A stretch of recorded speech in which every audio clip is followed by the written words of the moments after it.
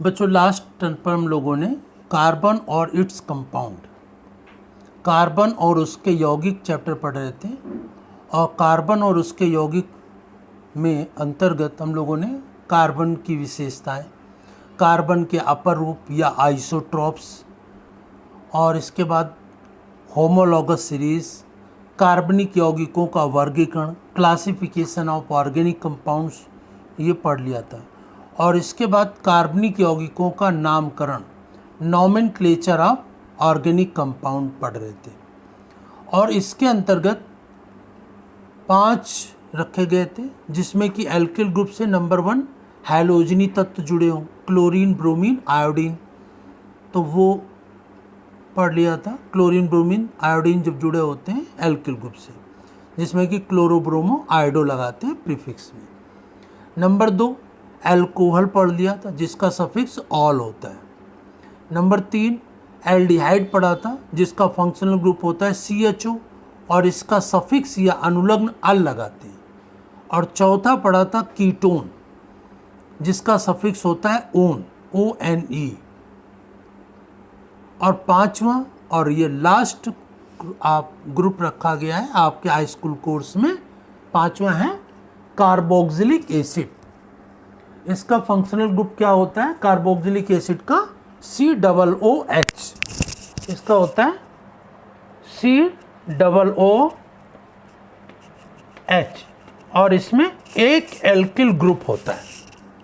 COOH और एक alkyl group होता है। और इसको कैसे रिप्रेजेंट करते हैं? देखो कार्बन की वैलेंसी 4 होती है, तो 1 2 3 4 बॉन्ड लगे, 4 वैलेंसी होती है, 4 संयोजकता होती है। ऑक्सीजन की वैलेंसी 2 होती है, तो ऑक्सीजन डबल बॉन्ड से कार्बन से जुड़ा है, डबल बॉन्ड से, द्विबंध से। और यहाँ भी देखिए ऑक्सीजन की 2 बॉन्ड लगे हुए हैं, एक ये बॉन्ड लगा, एक ये बॉन्ड लगा हुआ है। और हाइड्रोजन ऑक्सीजन से सिंगल बॉन्ड से लगा, क्योंकि इसकी वैलेंसी, इसकी संयोजकता 1 होती है। और जो एल्किल ग्रुप लगा हुआ है इसकी भी संयोजकता या वैलेंसी 1 होती है। तो इस प्रकार ये कार्बोक्सिलिक एसिड की ये संरचना है, बॉन्डिंग स्ट्रक्चर है। शॉर्ट में इसको इस तरह लिखते हैं RCOOH। आर क्या होता है? कोई भी एल्किल ग्रुप होता है जिसे R से रिप्रेजेंट करते हैं।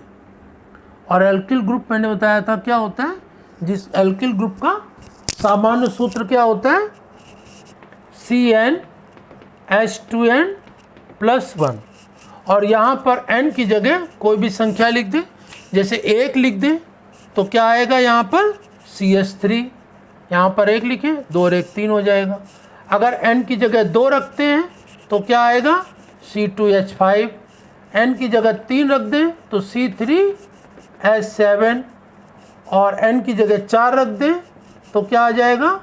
C4H9। n की जगह 5 रख दें तो C5H11। तो ये एल्किल ग्रुप है। CH3 मेथिल, 2 कार्बन को एथ कहते हैं तो एथिल, 3 कार्बन को प्रोप कहते हैं तो प्रोपिल, 4 कार्बन को ब्यूट कहते हैं तो ब्यूटिल, 5 कार्बन को पेंट कहते हैं तो ये पेंटिल। तो इस प्रकार से ये एल्किल ग्रुप के साथ ये फंक्शनल ग्रुप जुड़ते हैं। ऐसा हम लोगों ने हैलोजनी तत्व के साथ भी जोड़ा था, क्लोरीन, ब्रोमीन, आयोडीन के साथ, एल्कोहल OH के साथ, एल्डिहाइड CHO के साथ, कीटोन CO के साथ, और ये लास्ट में पढ़ रहे हैं कार्बोक्सिलिक एसिड COOH। और COOH में कार्बन से ही 2 ऑक्सीजन लगे हुए हैं। एक ऑक्सीजन डबल बॉन्ड से लगा है, द्विबंध से लगा है, और एक ऑक्सीजन सिंगल बॉन्ड से या एकल बंध से लगा है। ऑक्सीजन 2 लगे कार्बन से, एक सिंगल बॉन्ड, एक डबल बॉन्ड से। और कार्बन से ही एल्किल ग्रुप लगा हुआ है। ये इसकी विशेषता है कार्बोक्सिलिक एसिड। इसका सफिक्स ओइक एसिड होता है, OIC।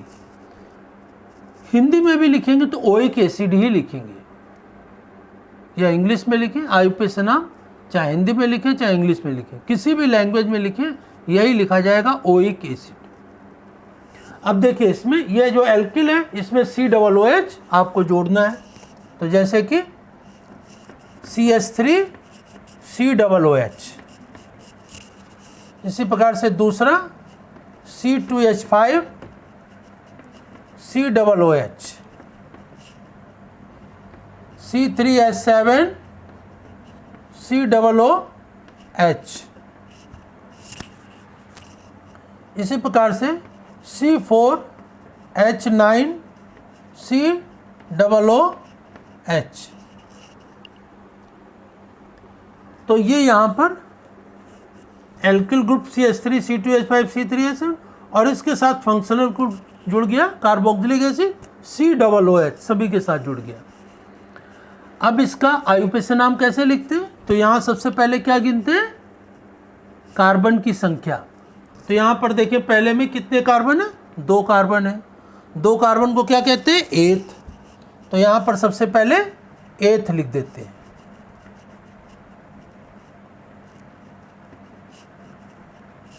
ETH एथ, हिंदी में लिखे चाहे इंग्लिश में लिखें, एथ लिखें, एथ। और यहाँ पर कार्बन और एल्किल का कार्बन सिंगल बॉन्ड से जुड़े होते हैं। तो जब सिंगल बॉन्ड से जुड़े होते हैं तो पहला सफिक्स, पहला अनुलग्न रूट वर्ड मूल शब्द के साथ क्या लगेगा? एन। तो यहाँ पर एन जोड़ देंगे, ANE, तो हो जाएगा एथेन। अब इसमें क्या दूसरा सफिक्स कार्बोक्सिलिक एसिड के लिए जोड़ेंगे, तो क्या है? Oic acid. तो यहाँ पर ई हटा करके OIC लिख देंगे, तो इसका नाम क्या हो जाएगा? Ethanoic acid. अब इसी प्रकार से दूसरा देखते हैं। दूसरे में क्या है? 2 और 1 3 कार्बन है। 3 कार्बन को क्या कहते हैं? प्रोप।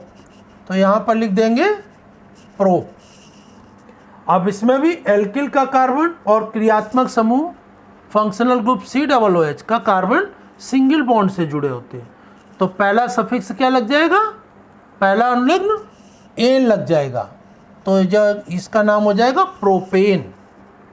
अब इसमें कार्बोक्सिलिक एसिड के लिए दूसरा सफिक्स या अनुलग्न लगाएंगे ओइक एसिड। तो यहाँ पर ई हटा करके ओइक एसिड जोड़ देंगे, ओइक एसिड। तो इसका नाम हो जाएगा प्रोपेनोइक एसिड। इसी प्रकार से तीसरा देखें। तीसरे में क्या है? 3 और 1 4 कार्बन।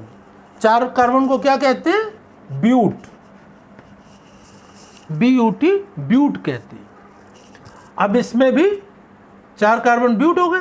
अब इसका कार्बन एल्किल का और इसका कार्बन सिंगल बॉन्ड से जुड़े होते हैं, तो पहला सफिक्स क्या लगेगा? एन। तो इसका नाम क्या हो जाएगा? ब्यूटेन। अब इसमें दूसरा सफिक्स कार्बोक्सिलिक एसिड के लिए लगेगा, अनुलग क्या लगेगा? Oic acid. तो ई हटा करके ओइक एसिड लिख देंगे, तो इसका नाम क्या हो गया? Butanoic acid. तो ये ब्यूटेनोइक एसिड हो गया। अब इसके बाद देखेंगे लास्ट में यहाँ पर कितने कार्बन है? 4 और 1 5 कार्बन है। तो 5 कार्बन को क्या कहते हैं? पेंट। तो इसको लिख देंगे पेंट। तो कार्बन की संख्या जो गिन के लिखते हैं उसको क्या कहते हैं? मूल शब्द या रूट वर्ड। सबसे पहले कार्बन की संख्या गिन कर लिखते हैं, वो क्या होती है? मूल शब्द या रूट वर्ड। अब उसके साथ पहला सफिक्स क्या लगाएंगे? कार्बन सिंगल बॉन्ड से जुड़ा हुआ है, तो क्या लगा देंगे? एन। तो क्या हो जाएगा? पेंटेन। पहला सफिक्स लगा दिया। और दूसरा कार्बोक्सिलिक एसिड COOH के लिए लगाएंगे। ये सफिक्स क्या होता है? Oic acid.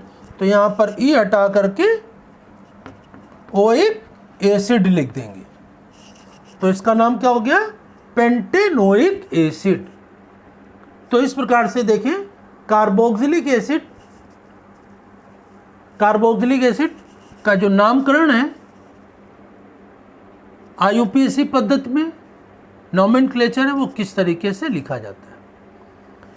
तो कार्बोक्सिलिक एसिड का सफिक्स क्या होता है? Oic acid, COOH functional group है, इसके साथ एक एल्किल लगता है क्योंकि कार्बोक्सिलिक एसिड की वैलेंसी या संयोजकता 1 होती है। और इसका स्ट्रक्चर में क्या होता है?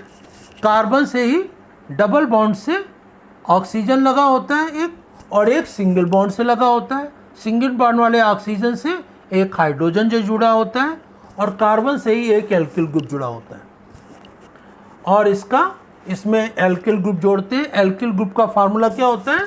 Simple formula, common formula CnH2n+1। n की जगह नंबर लिखते जाएंगे 1 2 3, तो एल्किल ग्रुप सब आ जाएंगे। एल्किल ग्रुप को सामान्यतः R से प्रदर्शित करते हैं और एल्किल ग्रुप के साथ ही ये फंक्शनल ग्रुप लगा देते हैं। तो सब IUPAC नामकरण की पद्धति में सबसे पहले क्या होता है लिखते हैं? सबसे पहले लिखते हैं रूट वर्ड या मूल शब्द। रूट वर्ड या मूल शब्द क्या होता है? जिसमें कार्बन की संख्या लिखते हैं। कार्बन 3 है तो प्रो, 4 है तो ब्यूट, 5 है तो पेंट। सबसे पहले कार्बन की संख्या गिन कर लिखते हैं। नंबर 2 पर अगर उसमें डबल बॉन्ड है तो इन लगा दीजिए रूट वर्ड में, मूल शब्द में, अनुलग्न के रूप में या सफिक्स के रूप में। अगर सिंगल बॉन्ड है तो उसमें एन लगा दीजिए। तो जैसे 3 कार्बन है तो हो गया प्रोपेन, 4 कार्बन वाला है तो ब्यूटेन। और उसके बाद क्या लगाते हैं? दूसरा सफिक्स या दूसरा अनुलग्न। दूसरा अनुलग्न जो क्रियात्मक समूह है, जैसे अल्कोहल OH लगा है तो और लगा दीजिए। एल्डिहाइड CHO लगा हुआ है तो अल लगा दीजिए। कार्बोक्सिलिक एसिड लगा है तो ओइक एसिड लगा दीजिए। तो जो फंक्शनल ग्रुप लगा हो उसका सफिक्स या अनुलग्न दूसरे अनुलग्न के रूप में जोड़ देते हैं। तो इस प्रकार से IUPAC नामकरण की प्रक्रिया हो जाती है। तो यहाँ पर हमने जितने भी फंक्शनल ग्रुप पढ़े, एक तो हैलोजनी तत्वों के साथ जुड़े, हैलो एल्केन जिसको कहते हैं, हैलो एल्केन या एल्किल हैलाइड। उनमें क्लोरीन ब्रोमीन का केवल प्रीफिक्स होता है, सफिक्स नहीं होता है। क्लोरीन के लिए क्लोरो, ब्रोमीन के लिए ब्रोमो, आयोडीन के लिए आयोडो। तो ये प्रीफिक्स मतलब कि रूट वर्ड के पहले लिखा जाएगा, बाद में नहीं लिखा जाएगा। जैसे सफिक्स कार्बोक्सिलिक एसिड के लिए सफिक्स ओइक लगा, बाद में लिखा है, लेकिन क्लोरीन ब्रोमीन के लिए क्लोरो ब्रोमो आयोडो पहले लिखा जाएगा। तो उसमें क्या प्रीफिक्स होता है, सफिक्स होता नहीं। तो एल्किल हैलाइड का पढ़ लिया IUPAC नाम। एल्किल हैलाइड के बाद एल्कोहल, एल्डिहाइड, कीटोन और कार्बोक्सिलिक एसिड, ये 5 पढ़ लिए। और इसके साथ साथ एल्केन, एल्कीन, एल्काइन, इनके भी नामकरण की प्रक्रिया हम लोगों ने पढ़ ली थी। इनका स्ट्रक्चर भी बताया था। जब कार्बनिक यौगिकों का नामकरण, नॉमेनक्लेचर पढ़ा था, तब भी इसको बता दिया था। उसका क्लासिफिकेशन में भी बताया था। तो डबल बॉन्ड वाला है तो एल्कीन, लेकिन डबल बॉन्ड के लिए एनकीन अनुलग्न के रूप में लगेगा, कभी प्रीफिक्स में नहीं लगेगा। ट्रिपल बॉन्ड के लिए आयन हमेशा सफिक्स में लगेगा, कभी प्रीफिक्स में नहीं लगेगा, पूर्व लग्न के रूप में नहीं लगेगा। और एल्केन तो लगता ही एन सामान्य रूप से IUPAC के नाम में। सिंगल बॉन्ड के लिए एन, डबल बॉन्ड के लिए इन और ट्रिपल बॉन्ड के लिए आइन। तो वो पहला सफिक्स या प्रथम अनुलग्न तो रूट वर्ड या मूल शब्द के साथ लगता ही है। तो इस प्रकार से IUPAC के नामकरण की प्रक्रिया हम लोगों ने पढ़ ली। अब इसके बाद नेक्स्ट टर्न पर कार्बन और इट्स कंपाउंड या कार्बन और उसके यौगिक में अगला टॉपिक नेक्स्ट टर्न पर डिस्कस करेंगे।